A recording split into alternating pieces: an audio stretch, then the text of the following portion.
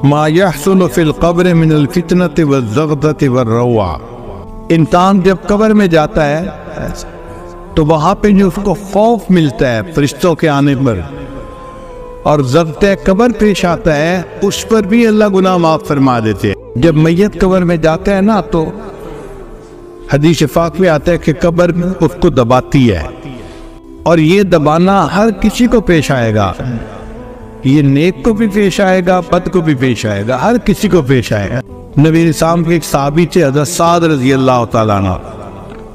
نبی اسلام نے ان کا جنازہ پڑھایا اور جنازے کے پیچھے پنجوں کے بل چلنے لگے یوں. تو ایک صحابی نے پوچھا، اے اللہ کے نبی صلی اللہ علیہ وسلم آج آپ ایسے کیوں چل رہے ہیں؟ نبی اسلام نے فرمایا سعد کی نماز جنازہ میں اتنے فرشتے آسمان سے اتر آئے، مجھے پاؤں رکھنے کی جگہ نہیں مل رہی. اتنے فرشتے نماز جنازہ میں شرکت کے لیے آسمان سے آئے.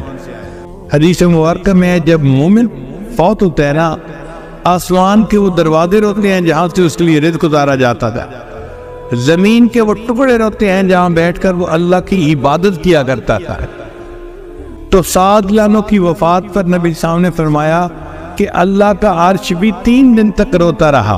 پھر نبی صاحب نے فرمایا کہ سعد کو بھی ضبط قبر پیش آیا، جس کی نماز جنازہ اللہ کے محبوب ہم پڑھا رہے ہیں، اور جن کی نماز جنازہ میں اتنے فرشتے اتر رہے ہیں کہ پاؤں رکھنے کی جگہ نہیں مل رہی، اور جن کی وفات پر اللہ کا عرش بھی رو رہا ہے، ان کو بھی ضبط قبر پیش آیا. اس کا مطلب یہ ضبط قبر ہر بندے کو پیش آنا ہے، نیک ہو یا بد ہو. کیوں پیش آنا ہے اس کی وجہ بھی سن لیجیے.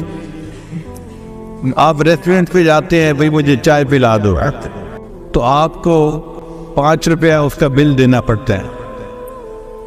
پھر آپ کہتے ہیں نہیں اس کے ساتھ ذرا 2-4 کباب بھی لے آؤ، تو اب بل جو ہے وہ 100-200 روپے ہو جائے گا. آپ کہتے ہیں نہیں یار مجھے بھوک لگی ہے، کھانا کھانا ہے، اب ہزاروں میں بل چلا جائے گا. جتنا کھانا بڑھتا گیا اتنا ہی اس کی پرائس بڑھتی گئی. ہم دنیا میں جو جائز لذتیں لیتے ہیں نا، ان جائز لذتوں کی بھی قیمت ہے. اب ایک بندے نے عیش کی زندگی گزاری، امیر بندہ تھا، اور ایک بندے نے غربت کی زندگی گزاری. اب امیر بندے کو اس کا بل تو پے کرنا پڑے گا نا، تو کیسے کرے گا؟ ضبط قبر کی وجہ سے پیش کرے گا.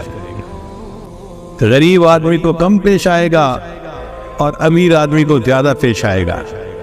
اس لیے ہمارے بزرگ جائز لذتوں سے بھی پرہیز کرتے تھے. ہم تو ناجائز لذتوں کے پیچھے بھاگتے پھرتے ہیں نا، وہ جائز لذتوں سے بھی جو ہے پرہیز کرتے تھے. مجھے یاد ہے کہ میرے والد گرامی کھانا کھانے کے لیے جب بیٹھتے تھے، میں 2-3 سال کی عمر کا چھوٹا بچہ تھا، ساتھ بیٹھتا تھا، تو ابو ایک لقمہ سالن میں لے کر منہ میں ڈالتے اور گلاس پانی کا پڑا ہوتا تھا، اٹھا کر ایک گھونٹ سالن میں ڈال دیتے تھے. مجھے سمجھ نہیں آتی تھی بات. میں پوچھتا تھا ابو اتنا مزیدار سالن امی نے بنایا اور آپ نے اس میں ایک گھونٹ پانی ڈال کے اس کو بے مزہ کر دیا. اب اس کا جواب نہیں دیتے تھے. اتنا کہتے تھے تم اپنا کام کرو، مجھ سے یہ باتیں نہ پوچھو. پوری زندگی انہوں نے کچھ نہیں بتایا. جب ان کی وفات ہوئی تو پھر والدہ صاحبہ نے مجھے بتایا کہ بیٹا وہ کہتے تھے کہ یہ نفس دشمن ہے، ہم اس کو لذتیں دنیا میں کیوں دیں.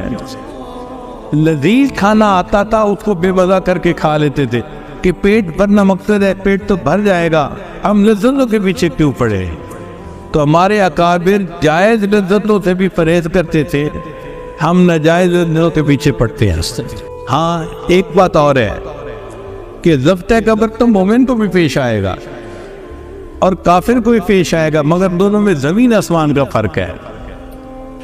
جو کافر کو پیش آئے گا وہ قبر کی دیواریں اس کو دبائیں گی حتیٰ کہ ایک طرف کی پسلیاں دوسری طرف چلی جائیں گی، اس کی ہڈیاں ٹوٹیں گی، اس کو تکلیف ہوگی. اور مومن کو جو ضبط قبر پیش آئے گا وہ تکلیف کا باعث نہیں ہوگا. وہ ایسا ہی ہے جیسے آپ کے سر میں درد ہو تو آپ بیٹے کو بلا کے کہتے ہیں بیٹا ذرا سر دبا دو، اب بیٹے کے سر دبانے سے آپ کو تکلیف ہو رہی ہوتی ہے، راحت مل رہی ہوتی ہے، بیٹا تھوڑی دیر اور دبا دو، بیٹا ذرا میرے پاؤں میں درد ہو رہا ہے انہیں بھی دبا دو۔ تو ہم جسم جو دباتے ہیں وہ راحت کا سبب بنتا ہے، تو مومن کو ضبط قبر تو پیش آئے گا، اس کے لیے وہ تکلیف کا باعث نہیں بنے گا، راحت کا باعث بن جائے گا، مگر اس کے بدلے اللہ اس کے گناہوں کو